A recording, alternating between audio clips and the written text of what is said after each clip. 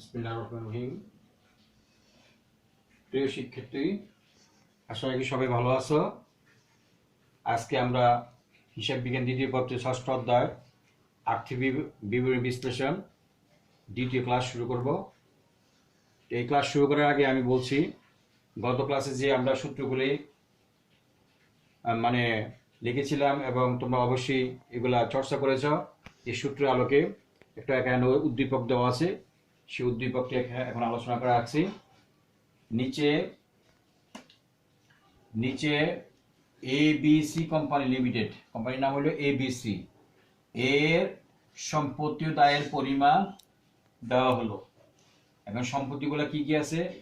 আসবাবপত্র 10 লাখ টাকা, যন্ত্রপাতি 12,50,000 টাকা, মজুত পণ্য 1.5 লক্ষ টাকা, দেনাদার 2 লক্ষ টাকা, নগদ তহবিল 3 লাখ টাকা, প্রাপ্য হিসাব 1 লাখ টাকা, টোটাল হলো 30,000 টাকা সম্পত্তিগুলো। এবং দায় সমূহ আছে: শেয়ার মূলধন 16 লক্ষ টাকা, সাধারণ সঞ্চিতি 3,50,000, রক্ষিত আয় বিবরণীর উদ্বৃত্ত 3 লক্ষ টাকা, ঋণপত্র 4,50,000 টাকা, পাওনাদার 2,30,000 টাকা, ব্যাংক জমা অতিরিক্ত 45,000 টাকা, বকেয়া খরচ 25,000 টাকা।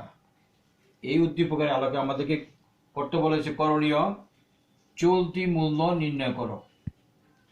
কতে এখন কতে যখন বলা হয়েছে চলতি মূল্য নির্ণয় করতে, তাহলে আমরা জানতে হবে চলতি মূল্য নির্ণয়ের সূত্র, এবং সূত্র অনুযায়ী আমরা প্রয়োগ করব। ক্ষত বলা আছে চলতি অনুপাত, অগ্নি পরীক্ষা অনুপাত, গত বলা আছে মালিকানা অনুপাত। কারণ আমরা ক নিয়ে আলোচনা করছি, ক চলতি মূলধন অনুপাত। তো আমরা জানি চলতি মূলধন ইকুয়াল টু সূত্র মোট চলতি সম্পত্তি মাইনাস মোট চলতি দায়। এখন চলতি সম্পত্তি বলতে উদ্দীপকে মজুত পণ্য, দেনাদার, নগদ তহবিল, প্রাপ্য হিসাব, এই চারটি হলো চলতি সম্পদ। এখানে নির্ণয় করা হয়েছে মোট চলতি সম্পদ ইকুয়াল টু মজুত পণ্য প্লাস দেনাদার প্লাস নগদ তহবিল প্লাস প্রাপ্য হিসাব। সেই অনুযায়ী আমরা মান বসালাম 1.5 লক্ষ প্লাস 2 লক্ষ প্লাস 3 লক্ষ প্লাস 1 লক্ষ, টোটাল হলো 7,15,000 টাকা নিল চলতি সম্পত্তি। সেম চলতি দায় এখানে আছে আমাদের পাওনাদার, ব্যাংক জমা অতিরিক্ত, বকেয়া খরচ। এখানে আমরা চলতি দায় নির্ণয় করলাম। চলতি দায় ইকুয়াল টু পাওনাদার, ব্যাংক জমা অতিরিক্ত প্লাস বকেয়া খরচ। এই তিনটে আইটেমের মান হচ্ছে 2,30,000 plus 45,000 plus 25,000 equal to 3 lakh টাকা। এখন সূত্র অনুযায়ী আমাদের সূত্র বলা হচ্ছে চলতি মূলধন ইকুয়াল টু মোট চলতি সম্পত্তি মাইনাস মোট চলতি দায়। তাইলে এখন সূত্রের মান বসালে চলতি মূলধন ইকুয়াল টু আমরা পাইলাম 7,50,000 মাইনাস 3 লক্ষ টাকা। তাই 7,50,000 থেকে 3 লাখ বাদ দিলে হবে 4,50,000 টাকা। এই আমাদের আমাদের শেষ। এখন খতে আসে আমরা চলতি অনুপাত এবং অগ্নি পরীক্ষা অনুপাত। এখন দুইটা অনুপাত এখানে দেওয়া আছে, তাইলে আমরা প্রথমটাকে আমরা রোমান 1 ধরবো। ক্ষয় রোমান 1 চলতি অনুপাত। তো সূত্র হলো মোট চলতি সম্পত্তি ডিভাইডেড বাই মোট চলতি দায়। আমরা মোট চলতি সম্পত্তি দিয়ে মোট চলতি দায় দিয়ে ভাগ দিলে যা পাওয়া যাবে সেটা হলো আমাদের চলতি অনুপাত। তাইলে আমরা কতে আমরা চলতি সম্পদ পেয়ে গেছি 7,50,000 টাকা। এখানে আমরা 7,50,000 টাকা নিয়ে আসলাম, ব্র্যাকেটে আমরা লিখলাম ক থেকে প্রাপ্ত, আর চলতি দায় হলো 3 লাখ, নিচে লিখলাম 3 লাখ টাকা। এখন 7,50,000 3 লাখ দিয়ে ভাগ দিলে হবে, এখানে আমরা যদি 3 লাখের ভাগ ফল হলে 1, 7,50,000 3 লাখ দিয়ে ভাগ দিলে হবে 2.50। তাহলে আমরা উত্তর হবে উপরে যখন যেটা লিখবো সেটা প্রথমে লিখবো 2.50 অনুপাত 1। এখন তাহলে আমরা বুঝতে পারলাম কি, উপরে সম্পদের পরিমাণ, দায় যদি 1 ভাগ হয়, সম্পদ হলো 2.5 ভাগ, তাহলে অবশ্যই কোম্পানির অবস্থা ভালো। 2 নম্বর অগ্নি পরীক্ষা অনুপাত। এই অনুপাতটা সূত্রে বলা আছে 4টা নাম: অগ্নি পরীক্ষা অনুপাত, তড়িৎ অনুপাত, তরল অনুপাত, তারপরে তড়িৎ অনুপাত, অগ্নি পরীক্ষা অনুপাত, অ্যাসিড টেস্ট রেশিও, এই 4 নামে আখ্যায়িত। তো অগ্নি পরীক্ষা অনুপাতের সূত্র হলো মোট আইল সম্পত্তি ডিভাইড বাই মোট চলতি দায়। তরল সম্পত্তি বাই করার সূত্র হলো মোট চলতি সম্পত্তি মাইনাস মজুত পণ্য মাইনাস অগ্রিম ব্যয়।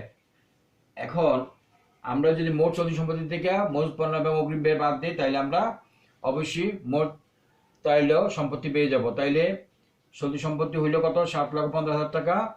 আর এখানে মজুত পণ্য হলো আমাদের, এই মজুত পণ্য হলো 1.5 লক্ষ টাকা।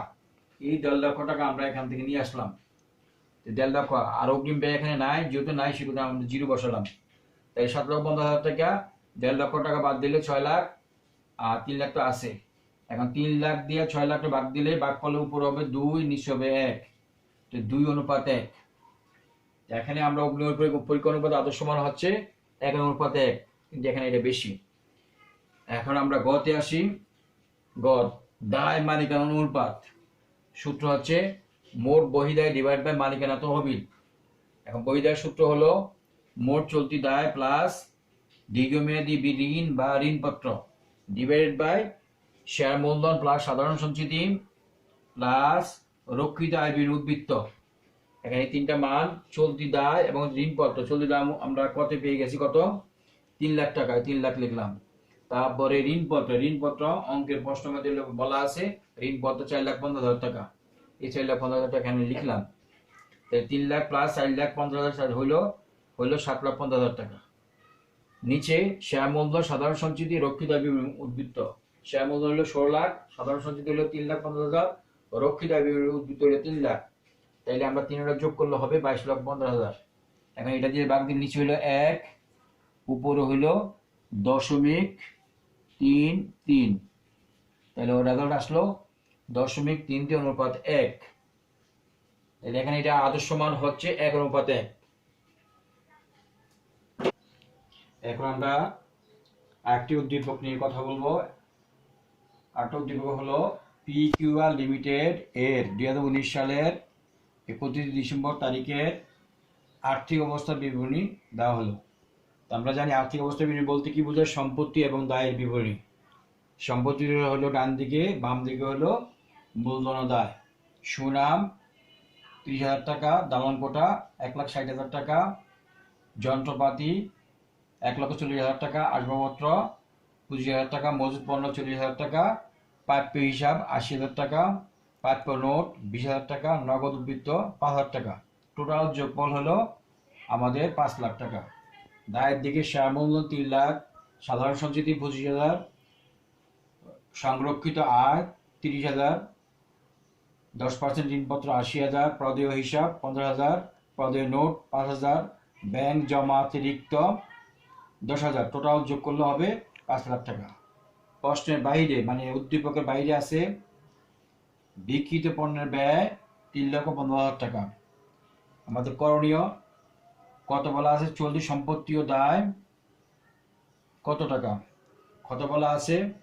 চলতি ও তাইলে অনুপাত। কত বলা আছে? কার্যকরী মূলধন অনুপাত ও মজুদাপত্র অনুপাত। মন্তব্য সহ।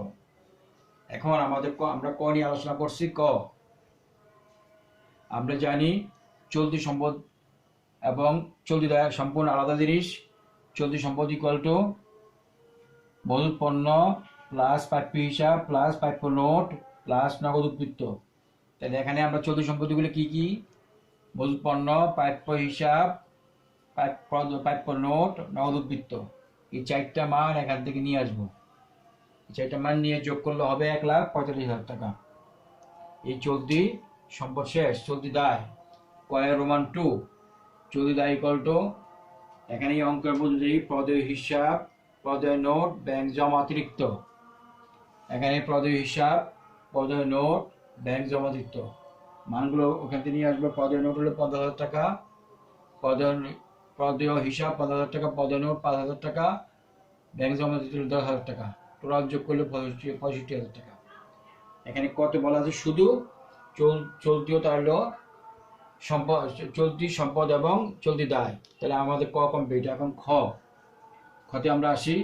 চলতি অনুপাত এবং তাইল অনুপাত। চলতি অনুপাত সূত্র হইল মোট চলতি সম্পত্তি ডিভাইড বাই মোট চলতি দায়। আমরা কতে পেয়ে গেছি? চলতি সম্পত্তি হলো 1,45,000 টাকা, চলতি দায় হইলো 65,000 টাকা। তো আমরা উপরে বসাবো 1,45,000 ডিভাইড বাই 65,000। ভাগ দিলে হবে 2.23:1। আমরা যদি কাটাকাটি করি, এটাকে 1,65,000কে 65,000 দিয়ে ভাগ দিলে 2.23। তাহলে আমরা সঙ্গত কারণে উপরে লিখবো 2.23 অনুপাত 1। তাহলে অনুপাত মোট তাইল সম্পত্তি ডিভাইড বাই মোট চলতি দায়। এবং তাইল সম্পত্তির সূত্র হলো মোট চলতি সম্পত্তি মাইনাস মজুত পণ্য মাইনাস অগ্রিম ব্যয়। এখন সেহেতু সূত্র অনুযায়ী চলতি সম্পত্তি হলো 1,35,000 টাকা, মজুত পণ্য হলো 40,000 টাকা। এই মজুত পণ্য আমরা 40,000 টাকা আনতে নিয়ে আসলাম, আর অগ্রিম ব্যয় প্রশ্নে নাই, সেজন্য ডবল জিরো বসালাম।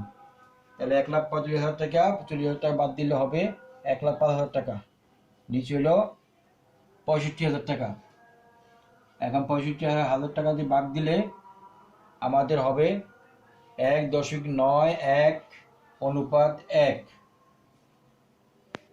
এখন আমরা উদ্দীপকের গ নিয়ে আলোচনা রাখছি কার্যকরী মূলধন অনুপাত ও মজুদ আবর্তন অনুপাত নির্ণয় করো মন্তব্য সহ। এবার আমরা জানি কার্যকরী মূলধন অনুপাত সূত্র হলো কার্যকরী মূলধন ডিভাইড বাই চলতি দায়। এখানে মোট চলতি সম্পদ কার্যকরী মূলধন যদি আমরা পেতে চাই তাহলে কি সূত্র হচ্ছে এই মোট চলতি সম্পদ মাইনাস মোট চলতি দায়, আর চলতি দায় নিচে লিখবো।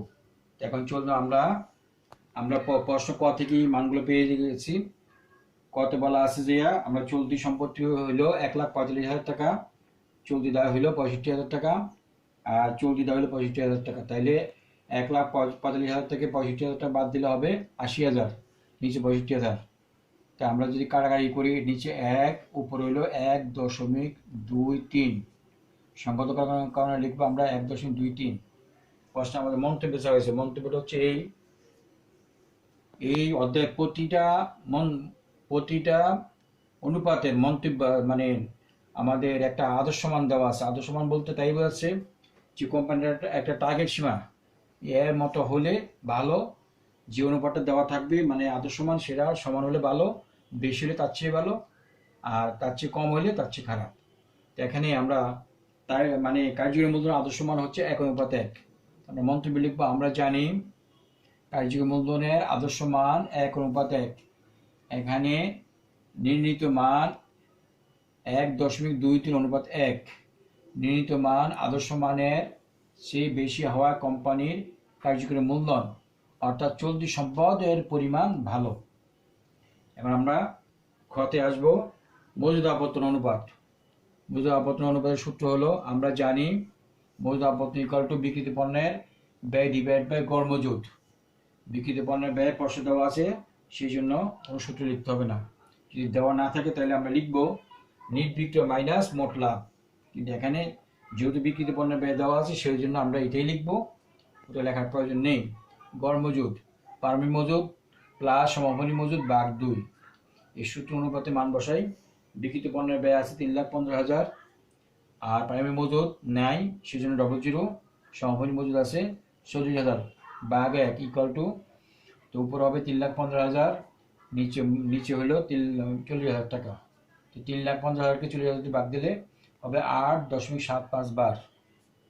এখানে কত বলবো মন্তব্য এখানে তাইলে আমরা পাইলাম 8.75 বার। এখানে সঙ্গত কারণে আমরা সবসময় মনে রাখবো যখন দুইটা জিনিস থাকবে, দুইটা মান বসালে এখানে 2 আসবে। যেহেতু একটা এটা 0 হয়ে গেছে সেখানে এখানে 1 হতে বাধ্য। মন্তব্য মজুদ আবর্তনের আদর্শ মান 8 বার। এখানে নির্ণীত মান 8.75 বার। এই যেখানে প্রশ্নে আমরা পেয়ে গেলাম প্রশ্ন থেকে। তারপরে নির্ণীত মান আদর্শ মানের চেয়ে একটু বেশি বিদায় কোম্পানির বিক্রি ব্যবস্থাপনা ভালো, অর্থাৎ কোম্পানি পর্যাপ্ত পরিমাণে মজুদ রয়েছে। এখানে আমরা দুইটা উদ্দীপক আলোচনা করলাম। দ্বিতীয় উদ্দীপকের মূল বিষয় হলো আমাদের সূত্র, যারা সূত্রগুলো খুব ভালোভাবে চর্চা করবে তারা অঙ্কগুলো পারবে। তাহলে আমাদের প্রথম যে অনুপাতটা নির্ণয় করলাম সেটা ছিল চলতি অনুপাত। তো চলতি অনুপাতের সূত্র হচ্ছে মোট চলতি সম্পত্তি ডিভাইড বাই মোট চলতি দায়।